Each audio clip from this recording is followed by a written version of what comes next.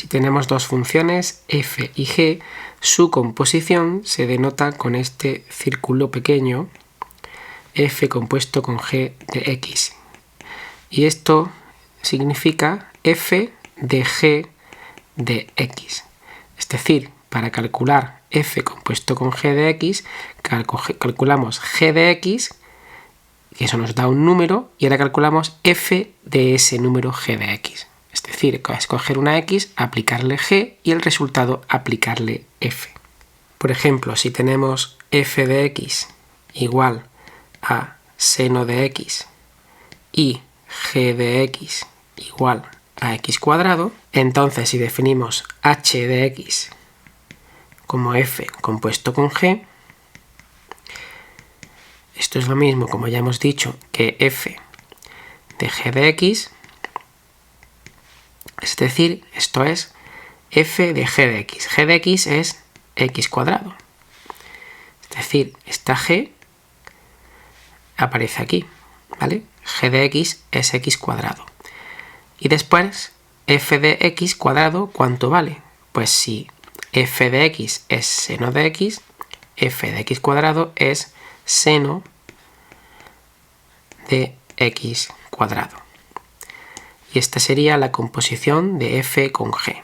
¿Qué sucede si ahora cambiamos estas funciones? Si f de x es x cuadrado y g de x es seno de x. Ahora h, la composición de f con g, es igual, es f de g de x. Solo que ahora g de x es el seno de x. Luego aquí tengo f de seno de x. Y repito el razonamiento anterior. Si f de x es x cuadrado, f de seno de x será seno de x al cuadrado.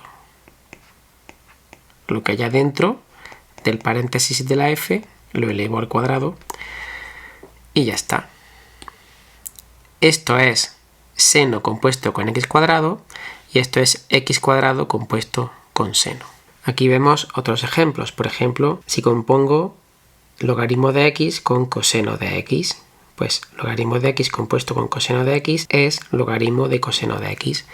O en el último ejemplo, donde tengo f de x igual a 1 partido x cuadrado y g de x igual a coseno de x.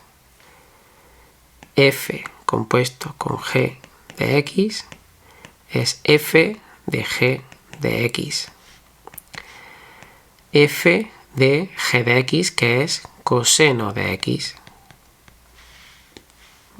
¿De acuerdo?